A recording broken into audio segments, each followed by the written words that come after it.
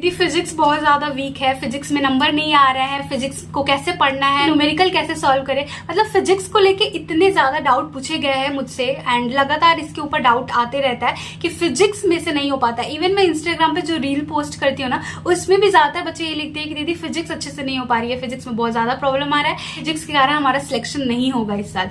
तो देखो, जो लोग भी फिजिक्स में बहुत ज्यादा अभी उनको प्रॉब्लम आ रही है ना, जिन लोगों को भी, मैं उनके लिए सिंपल सी छोटी छोटी ट्रिक्स इस वीडियो में बताने वाली हूँ एंड उनको लास्ट के इस 30 डेज में यही फॉलो करना पड़ेगा अगर वो चाहते हैं कि उनका जो ये प्रॉब्लम है ना कि फिजिक्स बन नहीं पा रहा है, फिजिक्स के क्वेश्चन नहीं बन पा रहे, वो सॉल्व हो जाए। तो देखो, फिजिक्स को करने के लिए ना आपको थोड़ी बहुत तो सबसे पहले मेंटालिटी चेंज करनी है कि नहीं, फिजिक्स बहुत हार्ड नहीं है। मतलब सबसे पहले तो हम ये सोच लेते हैं ना, अपने दिमाग में ये वाला थॉट हमारा इतना ज्यादा आता है कि लाइक फिजिक्स बहुत हार्ड है, फिजिक्स नहीं हो पाएगा, फिजिक्स तो हम कर ही नहीं सकते हैं, न्यूमेरिकल तो हमसे सॉल्व ही नहीं होगा। इतना ज्यादा अगर निगेटिविटी अपने दिमाग में बैठा के रखोगे ना, तो फिजिक्स कभी नहीं सॉल्व होगा। इवन इजी से इजी न्यूमेरिकल भी तुमसे सॉल्व नहीं हो पाएगा। तो आपको सबसे पहले अपनी मेंटालिटी को थोड़ा चेंज करना है एंड फिजिक्स को भी ना सेम बायोलॉजी एंड केमिस्ट्री की तरह ही ट्रीट करो। फिजिक्स केमिस्ट्री के चक्कर में ना बायोलॉजी को वीक मत कर लेना, क्योंकि सबसे ज्यादा स्कोरिंग सब्जेक्ट है। इसको जितना ज्यादा हो सके स्ट्रॉन्ग बनाने की कोशिश करो। इसको और ज्यादा स्ट्रॉन्ग बनाने के लिए ना आप MTG की 30 days NEET crash course biology की बुक ले सकते हो, जिसमें कि आपको ना हर एक चैप्टर का सबसे पहले क्विक नोट्स दिया हुआ है, एक रिकैप टाइप, ताकि आप पूरे NCERT को अच्छे से आप से रिकैप कर पाओ। एंड उसके बाद एग्जाम ड्रिल सेक्शन में ना आपको हर तरीके के क्वेश्चंस को इंक्लूड करा गया है, लाइक असर्शन, रीजन, स्टेटमेंट वाले, डायग्राम बेस्ड। एंड उसके बाद आपको OMR सीट भी प्रोवाइड किया गया है ताकि आप अच्छे से उसकी प्रैक्टिस कर पाओ। लास्ट में हिंट एंड एक्सप्लेनेशन भी दिया हुआ है हर एक क्वेश्चन का। इसमें आपको 2000 प्लस MCQ मिल जाएंगे, जिससे कि आपकी बहुत ही अच्छी प्रैक्टिस हो जाएगी बायोलॉजी में।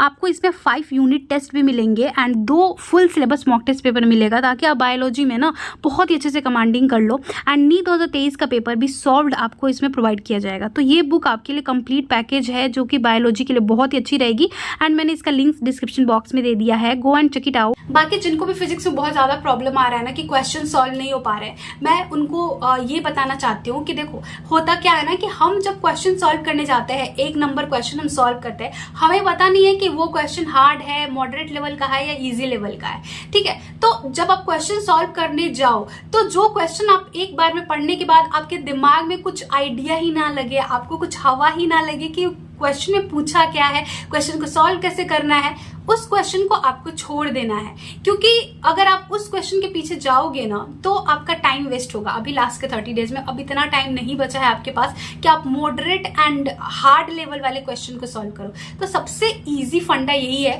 कि जो क्वेश्चन पढ़ने के बाद आपको लगे कि हाँ, ये क्वेश्चन जो है मेरे को समझ आ रहा है कि इसमें फोर्स पूछ रहा है, तो मेरे को M×A कर देना है। मतलब डायरेक्टली फॉर्मूला बेस्ड वाले जो क्वेश्चन है ना, वो आपको अभी सॉल्व करना है। तो फॉर्मूला बेस्ड वाले क्वेश्चन कैसे में पता लगेगा दीदी कि ये फॉर्मूला बेस्ड क्वेश्चन है? देखो, जब तुम क्वेश्चन पढ़ोगे ना, तो तुमको वहां पे डायरेक्टली दिख जाएगा कि अगर मुझे फोर्स निकालने को बोल रहा है, तो यहाँ पे मास दिया हुआ है, एक्सीलरेशन दिया हुआ है। मेरे को यहाँ पे मान लो कि वेलोसिटी निकालने के लिए बोल रहा है, तो मेरे को वहां पे डिस्प्लेसमेंट एंड टाइम दिया हुआ है। जो चीज पूछा गया है ना क्वेश्चन में, एंड उसको सॉल्व करने के लिए अगर वहां पे वो सारे कॉम्पोनेंट तुमको दिख रहे हैं, तुमको दिख रहा है कि ये क्वेश्चन में से, मतलब ये फॉर्मूला लगाने से ये क्वेश्चन सॉल्व हो जाएगा। फॉर्मूला बेस्ड वाले क्वेश्चन को तुमको अभी सबसे ज्यादा प्रैक्टिस करना है। हमारी फिजिक्स बहुत ही ज्यादा वीक है, तुमसे क्वेश्चन नहीं लग रहा है, तुम 30-40 नंबर पे अभी अपने फिजिक्स को ऐसे खींच के लेके चल रहे हो कि लाइक किसी तरीके से 100 के आसपास पहुंच पाए। तो देखो, तुमको क्या करना है, सबसे पहले तुमको फॉर्मूला बेस्ड वाले क्वेश्चन ही सॉल्व करने हैं। इवन मैं तुमको मॉडरेट लेवल वाले क्वेश्चन भी सॉल्व करने के लिए नहीं बोलूंगी, क्योंकि अभी लास्ट के समय में ना अभी इतना टाइम नहीं रह गया है कि तुम मॉडरेट एंड हार्ड लेवल को सॉल्व करो। ठीक है, तो जितने भी फॉर्मूला बेस्ड क्वेश्चन है वो कर लो एंड इसी के साथ साथ ना PYQs को सॉल्व करो। क्योंकि तुम PYQ करोगे ना, तो तुमको वहां पे बहुत सारे क्वेश्चन ऐसे दिखेंगे जो रिपीटेड है। तो जो रिपीटेड वाले क्वेश्चन है ना, उसको क्या करना है, तुमको स्टार मार्क करके वहां पे रिपीटेड लिख लेना। तो रिपीटेड वाले क्वेश्चन को ना तुमको ज्यादा बार सॉल्व करना है, क्योंकि उसके पूछे जाने की पॉसिबिलिटी बहुत ज्यादा रहेगी। इस तरीके से तुमको PYQs को सॉल्व कर लेना है एंड जो भी तुमको इसके अलावा क्वेश्चन जहां से भी सॉल्व करते हो, DPPs या फिर कोई बुक रखा है तुमने, तो उसमें वही क्वेश्चन को सॉल्व करो किसी भी पर्टिकुलर चैप्टर में, जो कि डायरेक्टली फॉर्मूला बेस्ड हो। या फिर उसके अलावा अगर मान लो 1-2 स्टेप में क्वेश्चन सॉल्व हो रहा हो और तुमको पढ़ने के साथ ही समझ में आ जाए कि ये क्वेश्चन कैसे सॉल्व होगा। देखो क्वेश्चन जब हम पढ़ते हैं ना तो हम पेन से सॉल्व करने से पहले ना उसको अपने दिमाग में सॉल्व करते हैं। तो जो क्वेश्चन तुम्हारे पेन उठा के सॉल्व करने से पहले तुम्हारे दिमाग में ही चलने लगे कि हाँ लाइक फर्स्ट स्टेप में ऐसे करना है, सेकंड स्टेप में ऐसे करके ये क्वेश्चन सॉल्व हो जाएगा, तो उसी क्वेश्चन को तुमको अटेम्प्ट करना है एंड उसी क्वेश्चन पे टाइम देना है। बाकी अगर तुम मॉडरेट या फिर हार्ड लेवल वाले क्वेश्चन पे टाइम देने गए ना, तुम्हारा टाइम वेस्ट होगा एंड उससे कुछ भी आउटपुट नहीं निकलेगा अभी लास्ट के 30 डेज में। क्योंकि उन क्वेश्चन पे ध्यान देने का टाइम तब था जब 3-4 महीने एटलीस्ट थे नीट एग्जाम के।